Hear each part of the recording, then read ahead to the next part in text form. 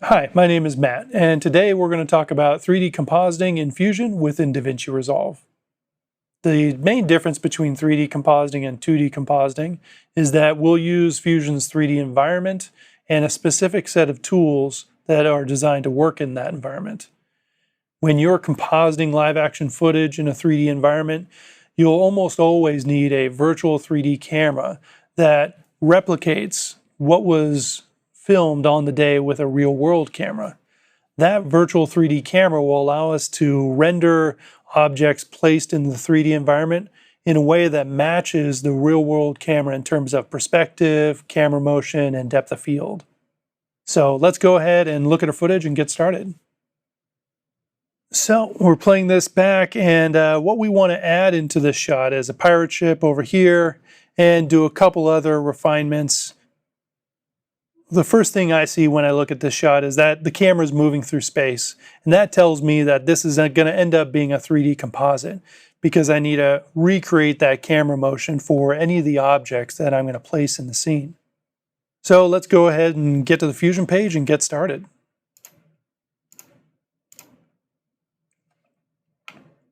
First thing I'm going to do is I'm going to go ahead and just go to a single viewer here by clicking that button.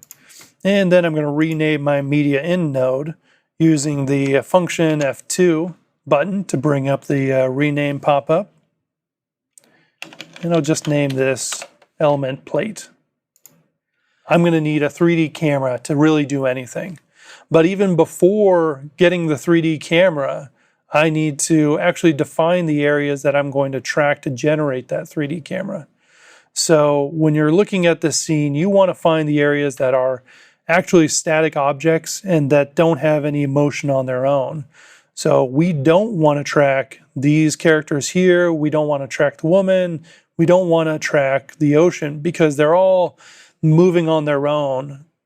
We just want to track static objects, and that will give the camera tracker the information it needs to recreate this camera virtually. So we'll start off by defining those areas that we want to track. I'm going to go ahead and add a polygon by dragging it in from the toolbar.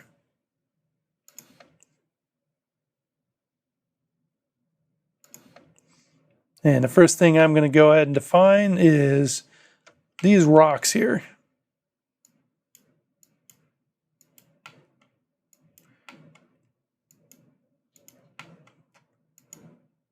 I'm not really defining the tops of these palm trees here because they're moving a bit in the wind.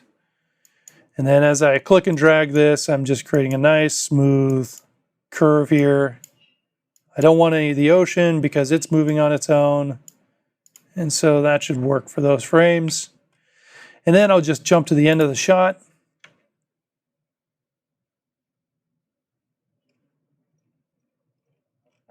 And adjust this polygon a bit by selecting all the points. And now that I'm closer to these rocks, this polygon's a bit too small. So I'm going to hold down S and click and drag, and that'll allow me to scale without having to actually manipulate each of those individual points themselves. I can actually do a similar thing with rotation. So I'll select just these points, and then I'll hold down T for twist, and I'll click and drag, and that'll allow me to rotate these points. I can also scale on X if I hold down X and click and drag, or Y and click and drag.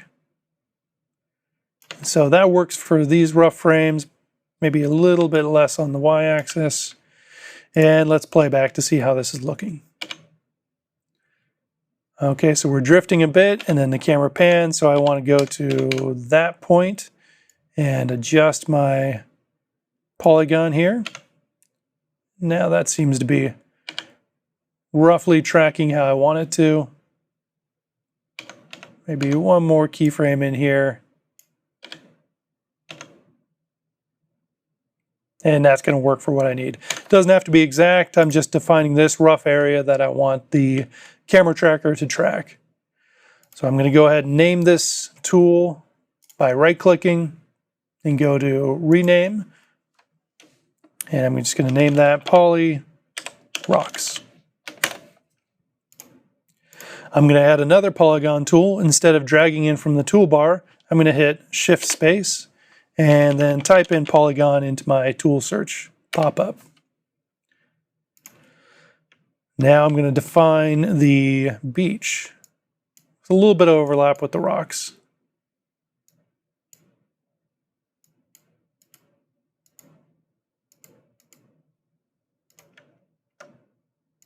Adjust my spline here a bit. And I don't want to get too close to the water because I don't want to track the water. Okay, I'll jump to the last frame. Adjust this accordingly. A bit of scale here since we're closer. And a bit of rotation with T, click drag. All right, and let's see how that plays.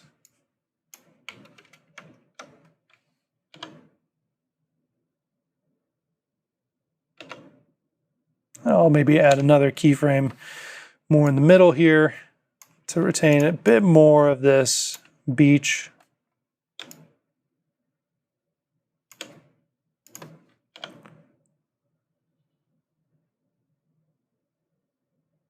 Okay, that'll work.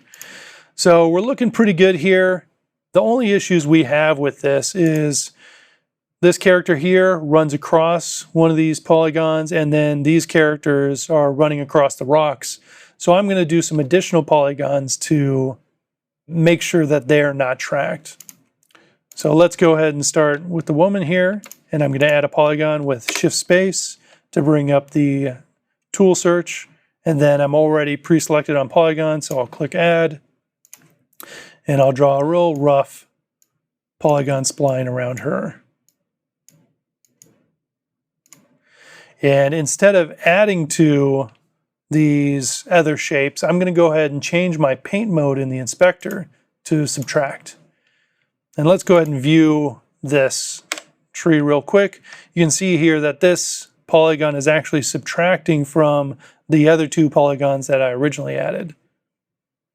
We'll go back to the plate and let me play forward and add a few keyframes for this character. Again, I'm going to use S, click drag to scale, and a little bit of additional refinement.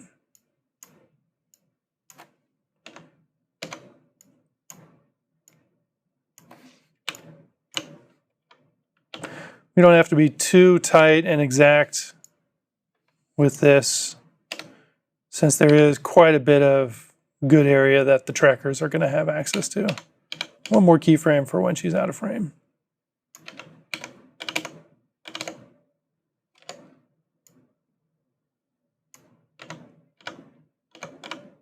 Okay, that should do it.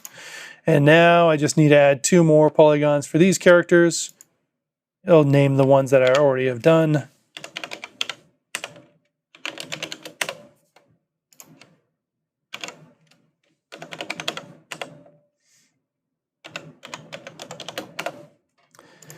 Okay, so now that we've finished the polygon for the woman, we've got 2 more polygons to do, one for each of these pirates. So I'm going to add another polygon tool by hitting Shift Space and selecting the polygon from the search menu. And then for this one, I'm going to go to the last frame because the character is larger in frame, and so I need to add a little bit more detail to really define him roughly. So I'm going to go ahead and draw around this character, and I want to make sure that I capture his shadow, not just his body, because that shadow is really high contrast, and the tracker may actually track a point here, and that would be definitely a false positive. We've got that.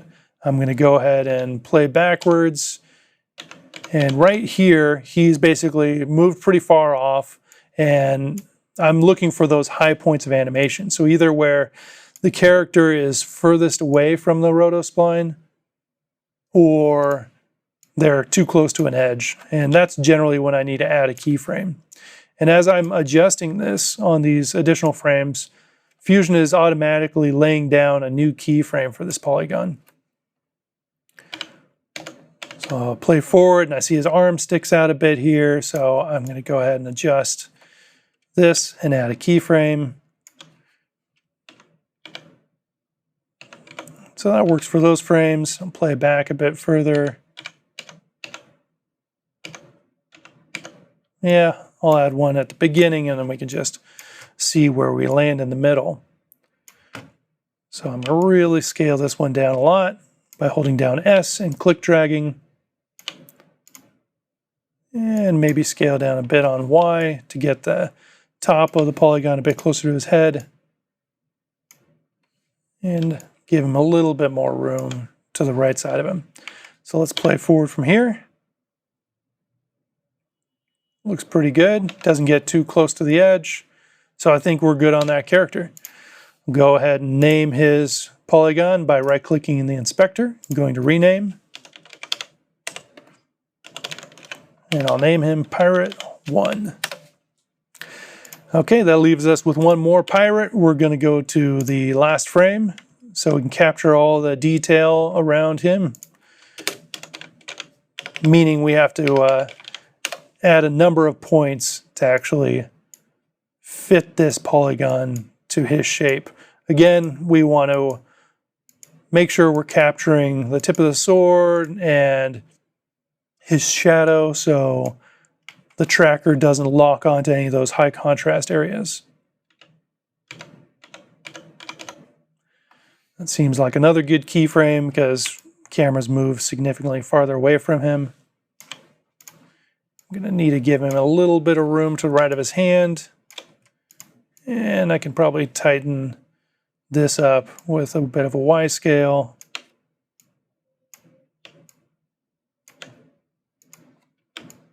I can even use this rotation on a single point like this. Sometimes I find it difficult to grab one of these control handles, so I can just hold down T and rotate by holding down T and click dragging.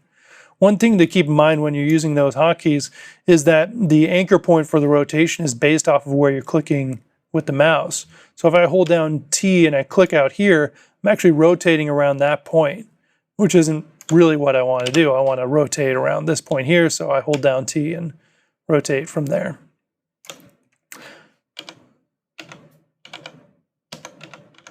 It's looking pretty good.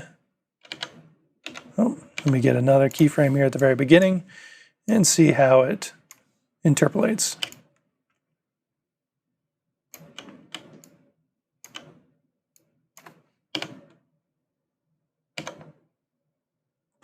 Our polygon's getting a little bit big, so I'm going to go ahead and scale it back down.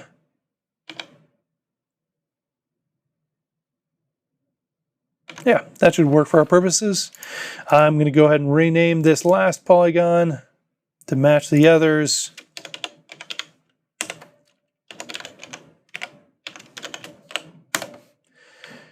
And last thing I'm going to do is I'm actually going to view this polygon tree here to see what our result is.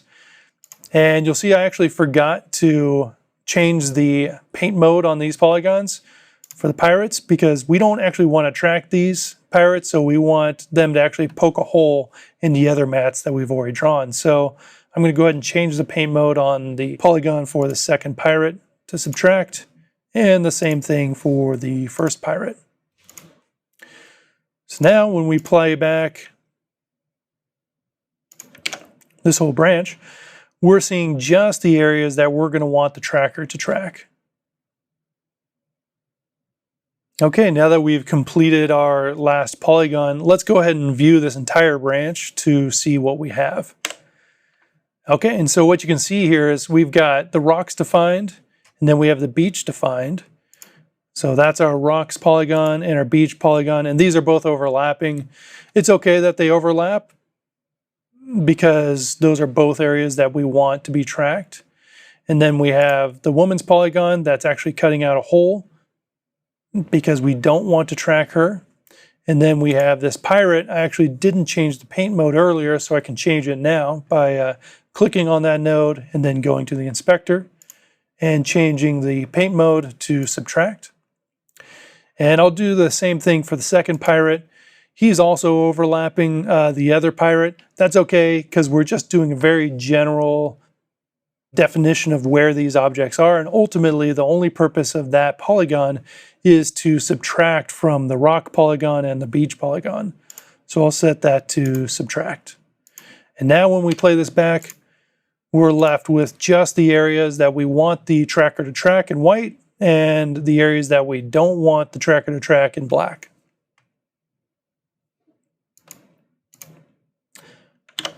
So now that we have that, let's go back and view our plate footage. And we're going to add a camera tracker, which is our 3D camera tracker within Fusion. You can find that in the effects library under Tools, Tracking, and Camera Tracker. So we'll drag the camera tracker down into our main flow. And this differs from the other tracker, the main Fusion tracker, because that's a 2D point tracker. This camera tracker will create dozens or hundreds of tracks. And from all those tracks, it will derive the camera that was used to film the scene with its internal processing.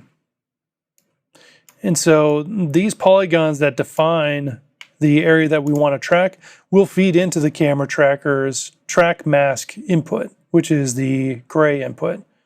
So I'll just grab the output and connect it there.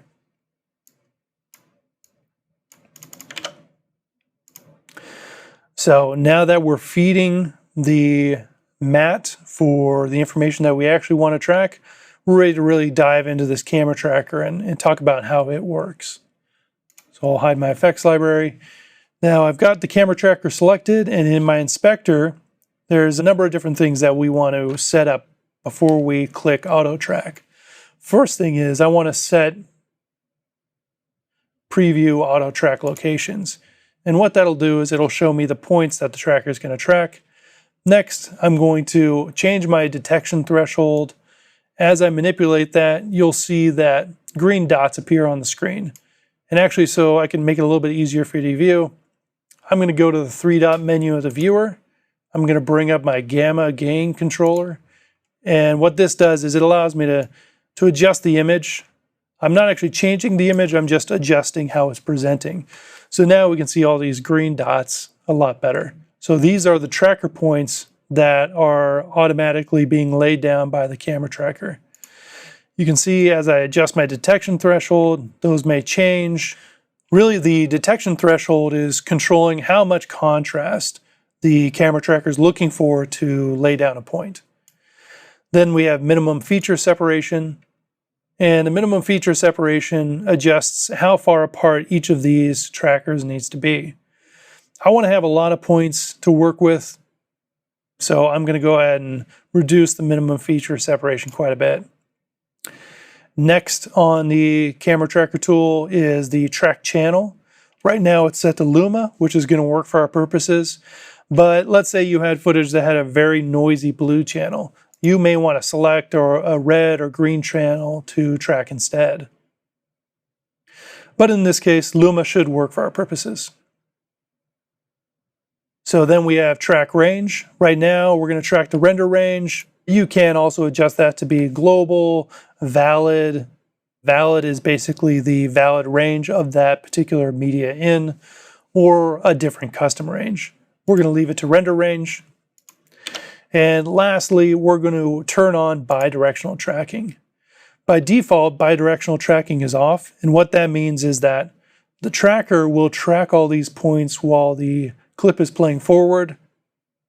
Bidirectional tracking will actually try to extend all those previous tracks backwards in time. So this generally gives you a longer track, which will ultimately give you a better solve. So I generally like to have this option turned on. Lastly, we can talk about gutter size. Basically, that defines how close these trackers are allowed to get to the edge of frame. You can get false tracks if they get too close to the edge of frame. So if you need to, you can adjust this parameter to pull some of these trackers back from the edge of frame. I'm going to go ahead and just hit reset because this value should work fine. And I'm going to go ahead and reset my gain control and turn off that widget. And now that we've set up all these parameters, we're ready to click Auto Track. So what that does is plays the clip forward, and the auto tracker will follow all those features. And you can see here we've got our track points with blue lines that define the motion of that point.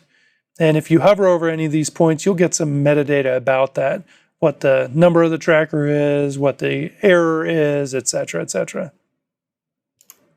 So you'll also notice all these trackers are tracking just the regions we defined in white with all these polygons here. So that's exactly what we were looking to do. Now that we have some good track points, we can go to the next tab in the camera tracker tool. So we're going to go to camera. And here, what you want to try to do is add in all the information that you know about the real world production camera. So in this case, I know this shot was captured with the Blackmagic Ursa production 4K at 16:9. So I'll select that. And I also know the focal length is about 13 millimeters. So I'll adjust that there. And so that basically gives the camera tracker a hint to what the original camera was, which helps the camera tracker solve for the real world camera faster. So if you ever want to check to see if your source footage has any of the camera information embedded into it, you can click on the media in for that particular shot, view it, and then go to your subview button here. And so in that subview, there's a drop down, which gives you a number of different options. And if you select metadata, this will display all of the metadata that's associated with that source footage. In this particular case, we don't really have any useful information, but often there's camera information like focal length, ISO, time code, and other important things. So I can expand this box by just clicking and dragging the edge, and I can move around within the box by center clicking and dragging around. I already know all this information, and I already know the camera information, so I'll just go ahead and hide this subview. And let's come back to the camera tracker. Now that we've filled in all of the camera information that we know, we can go to the next tab, which is the Solve tab. First thing you want to do on the Solve tab is click Solve. The progress bar may get to 98% multiple times. Just give it time, and eventually that solve will complete. So in this case, the solve is now complete, and you can look in this area for information about the solve. Most importantly, you want to look at the average solve error. And in this case, we've got 0.3 pixels solve error. What that means is that for every point, there's an average error rate of about a little bit under a half a pixel. And that's a pretty good solve rate. You wouldn't want a solve error that was over 1. And generally, the higher the resolution, the larger the solve error you can accept. So for HD footage, anything under 5 is generally considered usable. If you do need to refine the solve further to get a better average solve error, there's a few ways to do that. You can find points manually that you think might actually be an error. So in this case, I'm going to delete this point because it's on the edge between this foreground palm and this background palm, so it may be a false positive. So I'll delete that. And in fact, these palm fronds move throughout the shot. So I'm going to select all these points and then delete them in the inspector.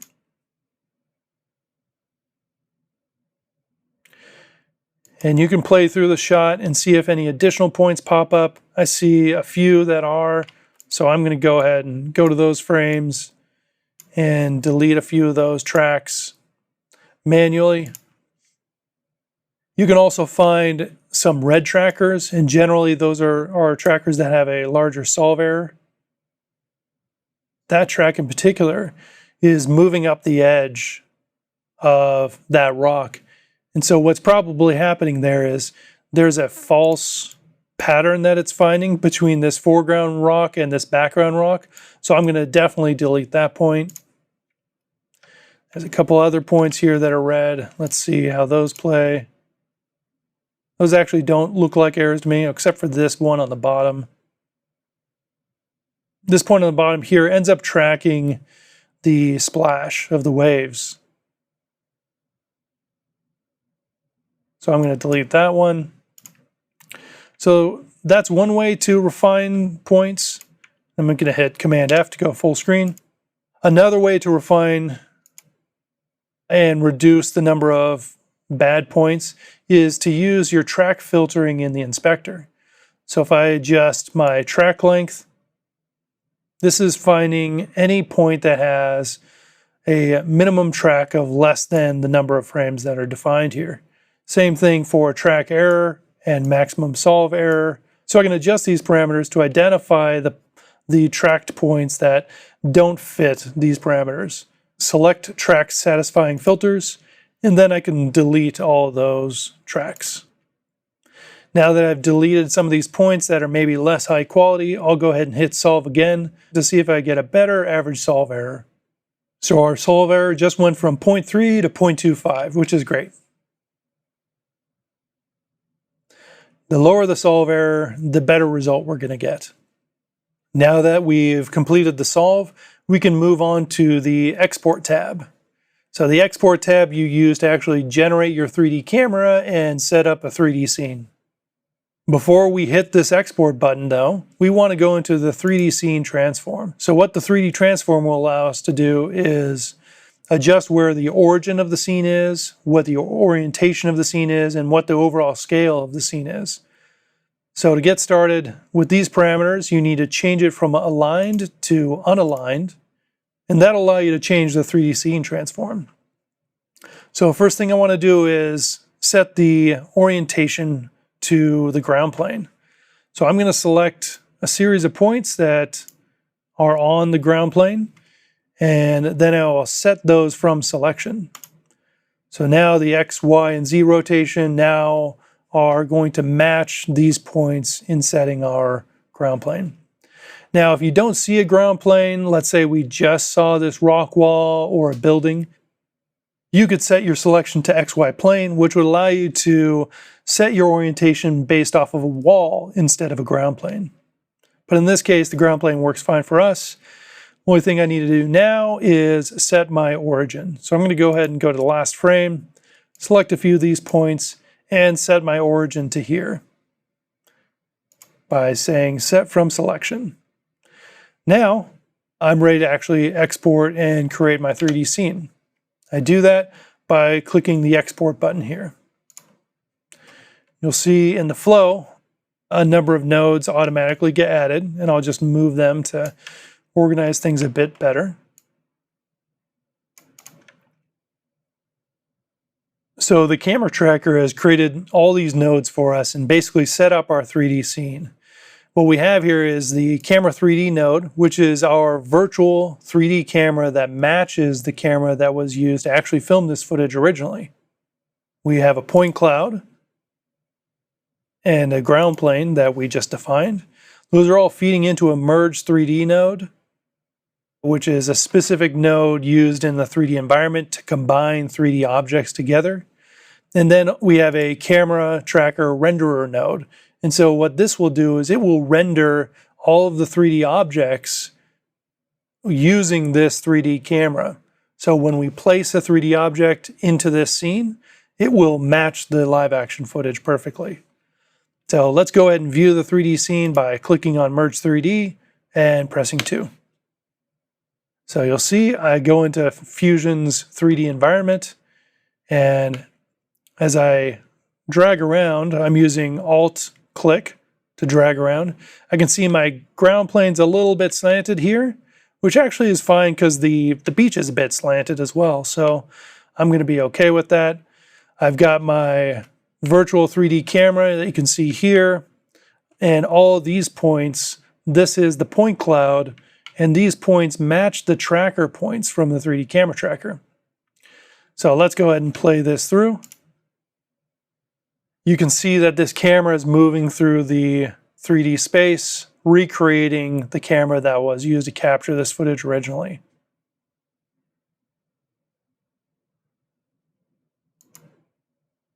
All right, now that we have our 3D camera, we can actually place objects in this 3D scene for final compositing. So let me go back to the original footage and do a little bit of organization in this flow. I'm going to go ahead and just move this camera tracker off to the side and connect this plate to my media out. I'm not going to actually need this camera tracker for the remainder of this project, so I'm just going to move it up to the side here. If I ever do need to modify anything, I can go back to this camera tracker later. Okay, so in this scene, I actually want to put a pirate ship here, a couple hundred yards off of the coast. So let's go to our media pool, and I'm going to grab that pirate ship and drag it in. First thing I'm going to do is name this element by changing it in the inspector. And now I want to place this pirate ship in that 3D scene. So what I need to do is actually put this image onto a 3D object so I can place it in the scene. So I do that by going to the effects library, and then under my 3D menu, I can scroll down to find my 3D section, and in there I have an object called Image Plane 3D. So I can go ahead and add that into my flow and connect the ship to the image plane. So what this will do is it will map the image onto this plane, which I then can merge into the rest of my 3D scene by dragging the output and dropping it over Merge 3D. And let's look at our 3D scene and see what we have. So if I can't see where this image plane is, because I'm too far zoomed out, I can click on it, and then in the viewer, I can click F, and that will zoom me in just to that object. And now I can rotate around, and I see my ship has been placed right where the camera's at. I want the ship to be placed very far in the distance, so what I need to do is push it further back in the scene. And what I'm going to do actually now is I'm going to switch my view to a top view. So I right-click in the viewer, I go to camera, and then I select top. From here, I'm going to zoom out by holding Command and then scroll wheel,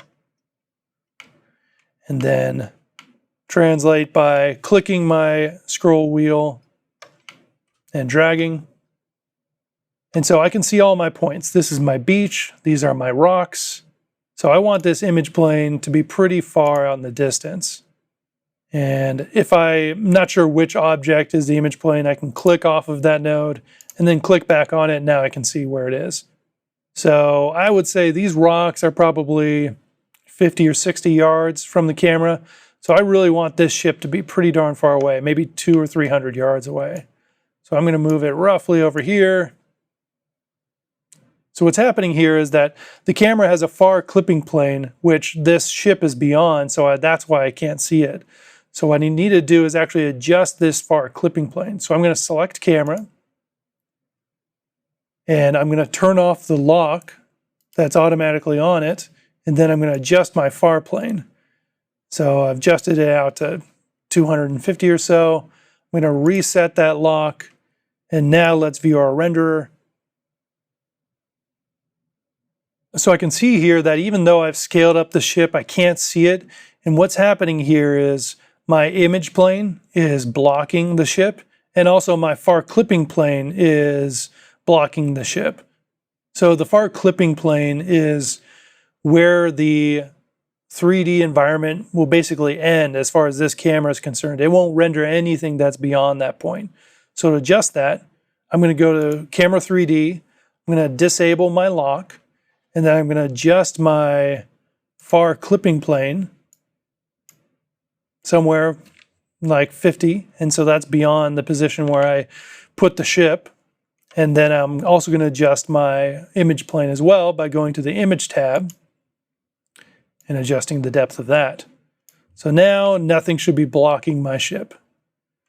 So I'll go ahead and set this lock again because I don't want to accidentally change this camera.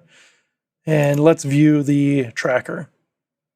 Okay, now we've got a ship. It's showing up and we can see it.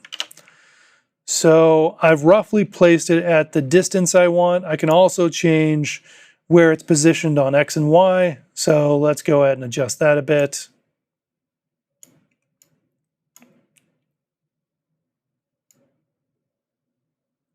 Yeah, I want it roughly there. I think the ship looks a little bit big, so I'm just going to make it a bit smaller. Maybe 15 or so. Okay, now that I have that, let's go ahead and play this back and see how it looks in context. I'll make my screen a bit bigger. So you can see that this ship is tracking nicely in the scene. It's staying where it should. Size looks pretty good.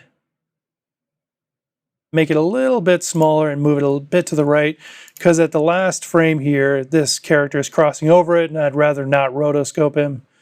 So I'm just going to go ahead and adjust my X translation a bit, scale down a bit. And just to recap a little bit, I'm adjusting the image plane directly. I'm not doing anything to the ship. So this is just changing the position of that 3D object. I'm leaving the Z position alone because I liked how far I put it. And then I'm going to adjust my Y position. So it's right on the edge of all these waves. And let's see how that plays back. Cool, it's looking good. And on this last frame here, this guy doesn't appear to be crossing over, which is perfect. So we placed our ship in this 3D environment, and we're rendering that 3D environment, or rendering that ship through that 3D environment, and it's matching the camera's original motion because we did the 3D camera track that generated our virtual 3D camera here. So the next thing we need to do in this composition is we need to improve the blending of this ship. Right now, it's obviously way too dark. We could match the ship to the scene with a color corrector node, but there's a 3D node that can also help us achieve that look we're looking for. And that's called ambient light. So we can find ambient light under the effects library, under the 3D tools, and then light. So if I drag that in, this is going to basically create a light source that is going to illuminate any of the 3D objects. It's not directional, it's just an ambient light that's in the environment. So what I want to do is I want to connect that to my Merge 3D node so that it's part of this 3D scene. And I actually want to turn on my lighting in my renderer. So I select my renderer, and I go under lighting, and I want to enable lighting. So you can see immediately the ship becomes pretty dark. We can adjust that by adjusting our ambient light. So I'm going to go ahead and click my ambient light and adjust my intensity. It's getting pretty close, but I'm going to go beyond 1. Let me just jump it up to, let's say, 8. It's too bright. I can pull it back from there. And that's looking reasonable. Now I'm just relighting it a bit, but one thing about this ship, if we just view that asset on its own, is it looks pretty red and warm. The ship looks pretty warm. So when we're viewing the actual environment, it's pretty far in the distance. It should maybe look a bit bluer. So what I'm going to do is, instead of just lighting this scene with a white light, I'm going to change the tint a bit, and I'm going to drag this eyedropper over the sky here. And so that's going to give us basically a blue light to help illuminate this ship. So this is a before and after, before and after. It just tends to blend a little bit better with the background here. So the ship is in the scene. It's tinted just about right. The black levels are too dark for this. So I'm going to add a color corrector, this time actually after the camera tracker. So I'm going to do that by bringing up my tool search and finding color corrector. And now I can adjust my black point by adjusting the lift. But you'll notice that the entire scene is lifting. If I view this color corrector, you'll see that it's actually bringing up what was transparent. For the color corrector tool, you need to enable the pre-divide and post-multiply option under the Options tab. What this will do is it will make sure that your color correction is only applied to the areas defined in the alpha channel. So now that we've done that, let's view the merge node, and we can adjust our color corrector. So I'm going to bring up black levels. This is roughly matching the black levels of these rocks, which is great. And I'm going to adjust my gamma to get a little bit less contrast because the ship is so far away. I'll need to bring down my lift slightly as well. And so now I feel like I'm generally recreating the proper look because there's a lot of atmosphere between me and that ship. It would be a bit blue, a bit less contrasty, and so this is looking a little bit more realistic. So let's play back those results. That's looking pretty good. One thing I do notice though is that when I'm playing this back, the ship is very sharp even during this camera motion and these camera pans. What I need is to actually have some motion blur applied to this ship, and I can do that actually directly in the camera renderer. So if I go to the renderer for the scene, I can go to the Settings tab and enable motion blur. So let me actually, before I enable that, I'm going to go to a frame where there should be motion blur. Maybe right there where there's a pretty good pan. So I'll enable motion blur on the renderer. We'll see now we get some motion blur that seems like it'll probably match pretty well. I'm going to adjust the quality up to maybe 4. And what the quality does is it will draw additional versions of the ship. So if I draw this all the way down to 1, there's no motion blur. If I lift it up to 2, there's actually 2 images superimposed on each other. You can kind of see that up here. I get 2 additional images around the original. So I want to maybe bring that up to 4 so I get a nice smooth motion blur. The faster the motion, the higher the quality you need to go. I could also adjust my shutter angle if I know this is a 90-degree shutter or a 360 shutter. I'll leave it at 180 because that's pretty standard. So now when we view this playing back, we'll get a much better result because we have the blur baked in. So let's go ahead and view our results. And then we're going to jump to the edit page and watch them full screen. I'm going to jump to the edit page. I'm going to let it cache here for a minute, and then I'll loop that playback. Command F to go full screen.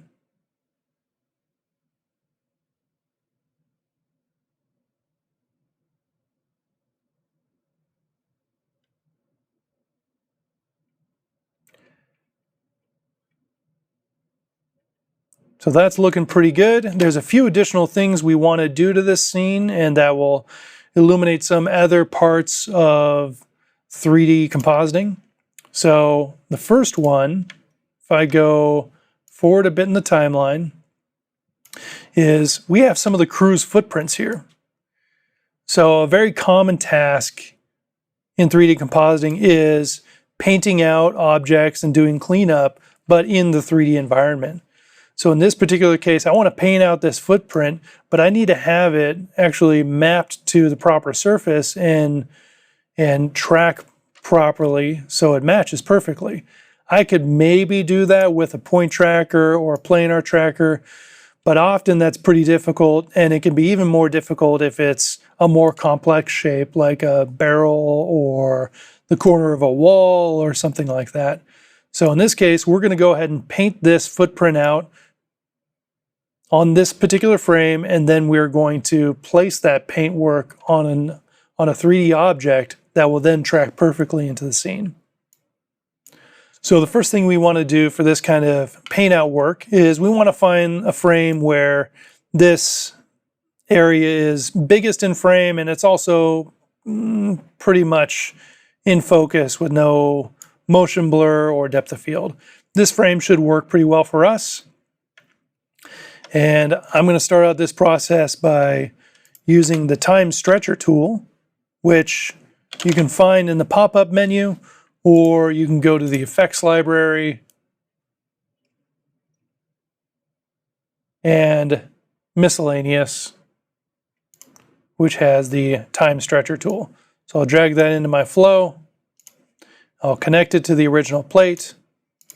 And what the time stretcher tool does is it allows you to retime things, or allows you to freeze frame one of the sources. So in this case, I want to hold this frame on frame 71. So I'm going to go ahead and enter 71 into the source time. Now, if I view this time stretcher and I play back, all I see is frame 71. That's exactly what I want. So a bit of organization. I'm going to go ahead and move some of my nodes around to clean things up and to make room for this time stretcher, which I'm going to put down here. So now I want to paint this one individual frame. So I'm going to add a paint node from the effects library, the paint bin, and then I'm going to drag paint in. So there's several options to this paint tool. There is multi-stroke, clone multi-stroke, and stroke. I'm going to use stroke because that lays down a paint stroke that will apply across all frames. I'm going to change my apply mode from color to clone, and then I'm going to adjust my brush controls as I need to.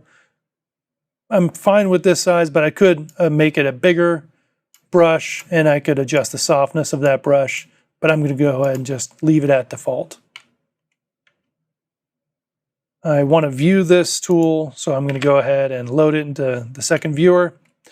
So using the clone tool is very simple. I've got this X in the middle, and I've got a circle around the outside that defines my brush area. Now I want to clone from this area and paint over here, so I'm going to hover over this part of the image, press Alt, and then left click, and that's going to lay down this X, which defines my source point. Now I'm going to move the brush over, and as soon as I click and start dragging, this X for the source is going to lock to that point and start painting the area from here over to where my brush is located. So as I do that, I can now start to remove that footprint. And if I want to change the position of this offset for the source and the destination of the paint, I can do Alt, click again to select a new area to paint. And now I've effectively removed that foot. So now that I've done that, I'm going to actually just create a rough polygon so I can just cut out this region, and I can use that to place in the 3D scene.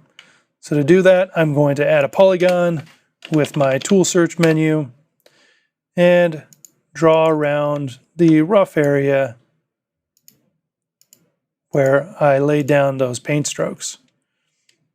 Let me load that in the viewer, and I'm going to soften this edge a bit to just smooth the transition from the paint work I've done to the original footage. And to actually combine this alpha with this paint work, I'm going to use a matte control node, which I'm going to find through my quick search menu.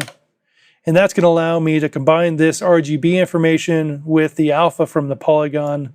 So I'm going to connect that to the foreground input of matte control, view that tool, and then change my mode from none to combine alpha. So that's basically copying the alpha from the polygon into the flow with the RGB data from the paint. Now I can still see some of the background there. That's because I have an alpha, but I haven't pre-multiplied the image. So I have to select Post Multiply Image. Now I have just the paint work and this patch of ground that I can work with. So one thing to note here is actually I'm on the edge of frame, and if I'm going to actually place this on a 3D object, I don't want to have a hard edge like that. So I'm going to actually adjust my polygon back a bit. Like that. And I'm going to reduce the softness a bit, because that's a little bit more than I need. So now I've got a nice soft patch here that I can have placed in the 3D environment. So to actually place this patch into the 3D environment, we're going to use a technique called reprojection. So what that does is we will project this patch through the camera on this particular frame, and it will project onto a piece of geometry, just like you would have a movie projector. So I'll get a little bit more into the detail of why that works and show you why that works. But just as an overview, that's the rough technique we're going to use. So to set that up, we want to actually project through our camera, our 3D camera, but only on this frame. I'm going to copy this 3D camera and paste it up here. And I'm actually going to unlock that copy of the camera, and I'm going to rename it. And I'm going to rename it to Cam FR71 for frame 71. I don't want this camera to be moving at all because this is from frame 71. I want that camera to stay put because I want my projector to stay put. So I'm going to go to transform, and I can see that there's animations in this transform because there's all these red diamonds, and I can see it in the timeline here. To actually freeze this camera on this frame, I want to right-click translation and then remove all, which is remove all keyframes from the translate group. And what that'll do is it'll keep the parameters for that frame, but remove all the rest of the parameters. And I'll do the same thing for rotation. Now I've got a static camera that I can use to project this image onto a piece of geometry. So I'll go ahead and drag this down here, and I'll connect the Mac control output to the camera as an image input. And a few other settings I want to adjust is I need to go to this projection tab. This is a new tab that just popped up. If I disconnect this camera again, I only have 3 tabs, but when I connect an image, I'll get additional tabs to work with.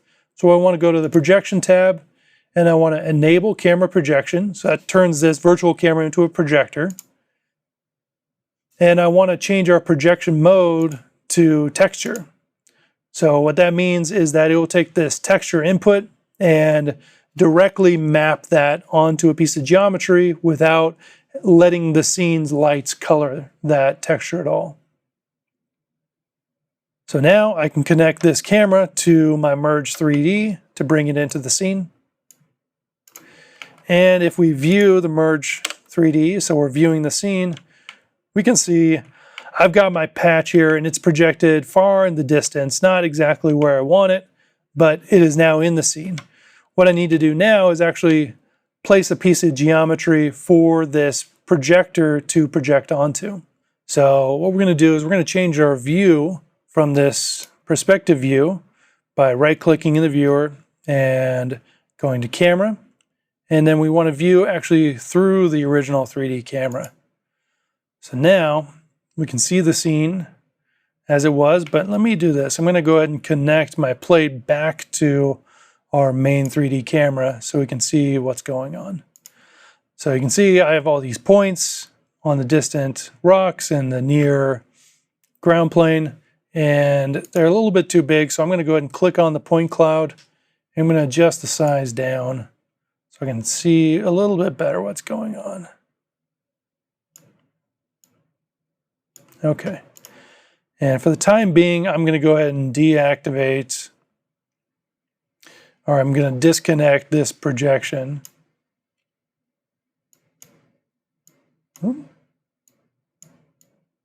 There we go. So now I can see the footprint here. So what I want to do is I want to select a couple of these points, and I want to actually align a shape to this actual set of points. So I can do that. I can align a shape to these points by selecting them and then right-clicking, go to point cloud, and then I can create a shape, an aligned shape, or an image plane. And in this case, since I'm going to be projecting an image, I'm going to go ahead and just create an image plane. All right, and you can kind of see it there. There's a little sliver. I'm going to go ahead and go back to perspective view. And we can see our image plane was created up here, merged into our point cloud. I'm actually going to separate this image plane by shift, click, and then dragging. And I'll delete that extra merge. And I'll put this image plane back into the scene. So I can't quite see it, so I'm going to hit F to find where the image plane is at. And now I can see where it's at. All right, so I want to check the orientation and the size of this. It's a bit tilted back for my liking, so I'm going to go ahead and turn on this rotate widget and just fine-tune the orientation of this plane so that it's aligned with the other points in the 3D environment. Okay, so that should roughly work.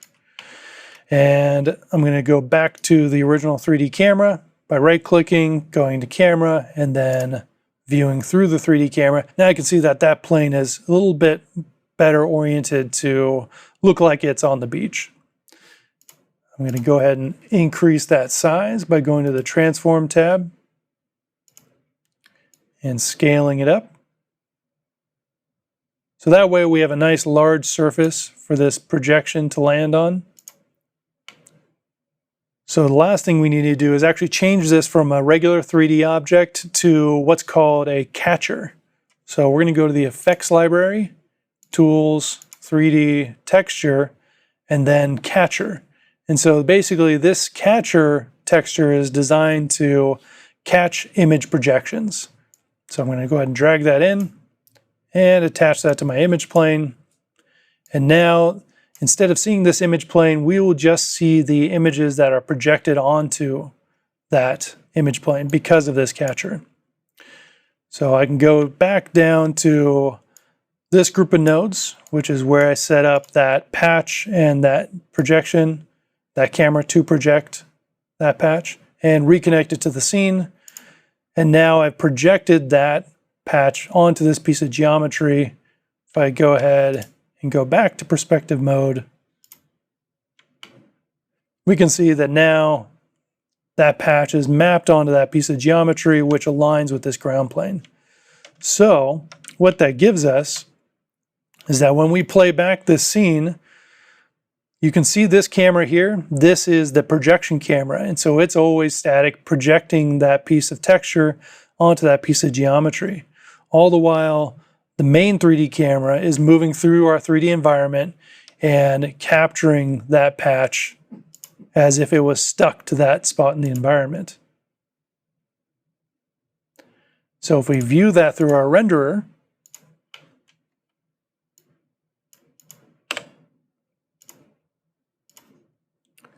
we won't see the footprint anymore. That footprint has been completely painted out. And actually, let me go ahead and disconnect our original plate from the main camera so we just see the objects that we've added. Oh, and one thing I forgot to turn off. So right here, you're seeing the projection, and right here, you're seeing something different. You're seeing the actual image projection. So by default, this projection camera also has enable image plane enabled. So I want to disable that, and now that disappears and I'm just left with the projection from that camera. So as I play through, I'm going to go ahead and pause on, this is frame 71 from which the patch originally came from, and it is mapped to that scene as if it was actually in this 3D environment. So if we look at that merged over the top, we'll see we're getting a pretty darn good result. Now this patch is too bright. What's happening here is all of our renders are going through this color corrector. So if I disable this color corrector, the patch actually looks correct. So what I need to do is constrain this color corrector to just the ship. So I'm going to create a very simple rectangle, move that over the ship, And this will give me a mask that will constrain the color corrector tool. So if I view the rectangle in the viewer, it's just a very simple mask. So now if I play it back, I'm going to get a much better result where the ship looks right and this patch looks right. And actually, if I look at this a little bit closer, I think this patch is a bit red early on, and then it matches better later in the shot. So what I'm going to do is I'm going to actually add another color corrector. Let me organize my flow a bit better here.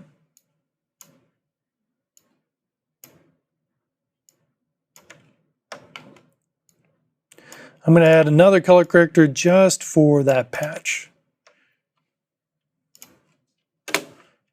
And I'll do that after the color corrector for the ship. And just to keep things clear, let me rename that color corrector patch, and I'll rename the original color corrector as color corrector ship.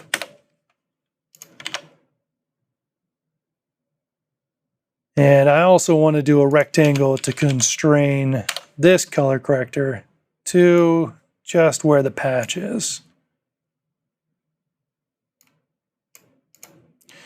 And like before, we need to enable pre-divide and post-multiply on the color corrector.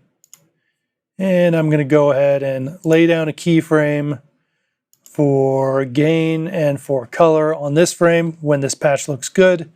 And I'll go back to the first frame and adjust things a bit on the wheel here to get this color a little bit more yellow.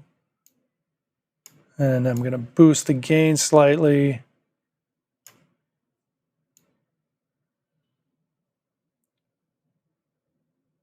To get something that's a little closer match.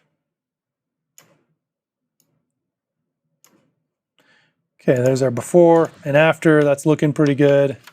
Now we can play through. It gets a bit red here still, so I'll go ahead and adjust that. There we go. So I've got a third keyframe, and that seems to blend pretty nice over time.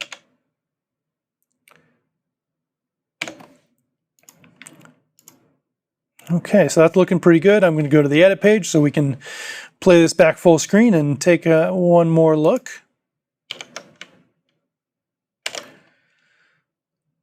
So as we're playing back, it's looking pretty darn good. One last thing that I noticed that I think probably should be addressed is this is an American flag in this pirate ship. So a pirate ship's not a really good pirate ship unless it has a pirate flag. So let's go ahead and add that in real quick. And we can actually make that pirate flag wave in the wind a bit. So back in our Fusion composition, I'll go to my media pool to find my pirate flag. I'll drop it into the scene. And I'll just work directly on this pirate flag for a couple minutes. Let me rename it to flag, and let's view that. So it's going to be pretty far in the distance. I think I can get away with all this color that's already built in, but what I want to do is actually change the color over time as if it's catching the light a bit differently in the breeze. So I'm going to add a tool called Fast Noise. So you can find the Fast Noise tool under Effects Library, Generator, and then Fast Noise. And what this will do is it'll create a noise texture that's static at first, and I'm going to go ahead and change it so it animates a bit by adjusting the seethe rate. And I'll adjust my contrast and my brightness a bit. I'm bringing the brightness down because I want some areas to be totally black, I want some areas to be negative, and yeah, let's see what we're looking at here.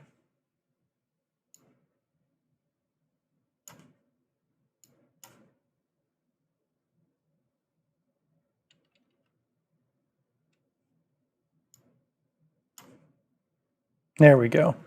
Now I've got some negative values. I just had to adjust that contrast up a bit. So I'm going to modify this flag by using a tool called Channel Boolean. And let me actually show you where that is in the effects library. Color bin. I'll drag that in. I'll connect the flag to the background, and I'll connect the fast noise to the foreground. And I'm going to change the operation from copy to add. Since some of our fast noise values are negative values, which if I hover my mouse and then you look at the bottom portion of the screen here, you'll see negative values, and then you'll see values that are above 0 and some values that are just about 0. What's going to happen is I'm going to add a negative, which will darken part of the flag, and I'll add values that are positive, which will brighten it up. So if I go to the flag and then we look at the channel booleans, now we can see some areas are brighter, some areas are darker. Let me hide my effects library. I do see a hard line here, and what's happening is my fast noise isn't the same resolution as my flag, so I need to change that real quick. So I'm going to click fast noise, go to image, turn off auto resolution, and then change my y-axis resolution to be the same height as my flag. And now I'm going to go ahead and just change my alpha. Instead of making some of the flag transparent, I'm just going to keep my background alpha. So now this operation is just affecting the red, green, and blue channels. So it's getting a little bit too bright, so I'm going to adjust some of these fast noise parameters to get a little bit better result. There we go. So let's play that through. Now we're seeing some lighting changes. Doesn't look amazing at this point, but it'll work later on, especially given how far away the flag is going to be. So the next thing we need to do is actually place this flag on a 3D object to place in the 3D scene. So we'll go ahead and do that with image plane. And then we'll add that image plane into our 3D scene by connecting it to the Merge 3D node. And let's go ahead and view the 3D scene. Again, if you can't actually find the object in the 3D environment, you can just select the tool and then hit F, and then it'll bring you right to that tool. Well, I know that I want this flag to be on the ship. So what I'm going to do is I'm going to go to my ship object here. I'm going to pin that.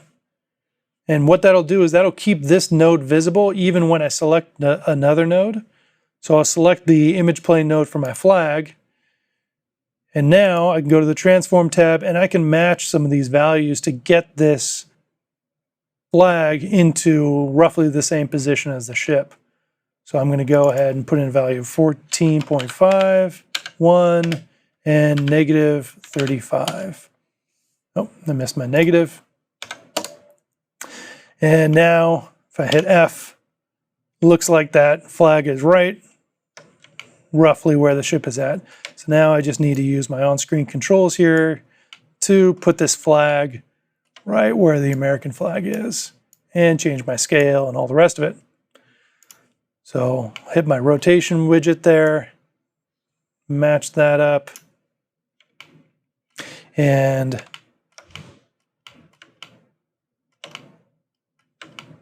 again, I'm using Alt, center click, drag to orbit around, and just center click drag to translate around.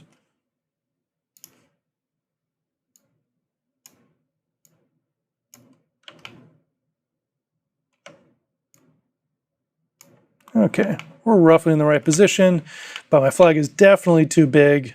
So let's scale that down on our image plane. So they should be big enough to cover the American flag, but not too big. Okay, we're looking pretty good. I don't want to intersect it, so I'm just going to pull this flag a bit off. That's looking pretty good. The one thing we're missing is this piece of geometry is just flat.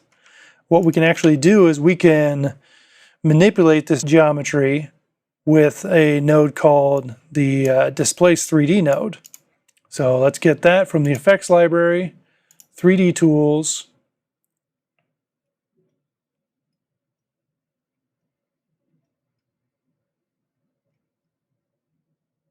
and Displace 3D.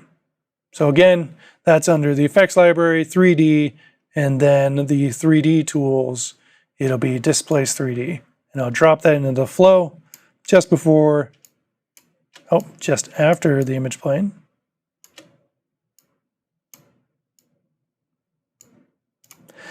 And I'm going to actually connect my input to the fast noise. And so this fast noise texture will actually displace this geometry in depth. So let me do that. You can see right now it's very spiky. We don't want it that spiky. What we can do is go to the image plane here, Controls tab, and let me unpin that other image plane. And I can increase the subdivisions, and that's going to really smooth out. Let me zoom in there so we can see it better. That'll smooth out this displacement. So now we get much softer curves. Still, the displacement's a bit too extreme, so I'm going to bring down the scale. And now we're starting to have a flag that, if I play this, be waving in the wind, very roughly, something that would be effective because it's so far in the distance. One last refinement I'm going to do is this flag is actually going to be attached to this pole, so we don't want it waving at this far edge here. So I'm going to adjust the fast noise so there's no effect on this left edge. So I'm going to view my fast noise, and to do that, I'm just going to add a simple rectangle.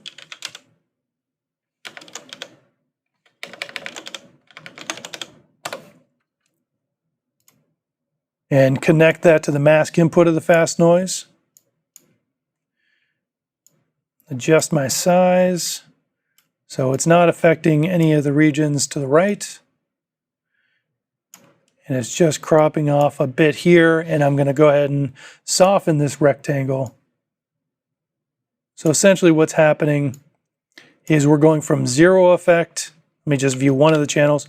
We're going from zero effect up to having the full effect by about here.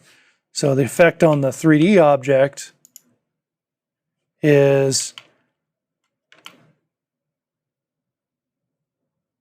there's no distortion at the very edge of the flag here. And then there is more at the end. And actually I can probably go a little bit more extreme with the soft edge.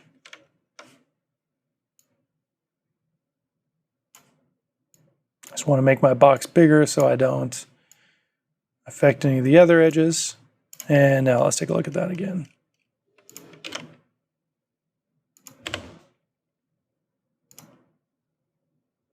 Yeah, so that's giving me roughly the effect I want. Now let's view it in the final composite.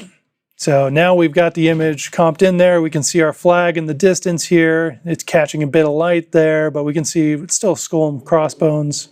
And let's go to the edit page to actually play this back.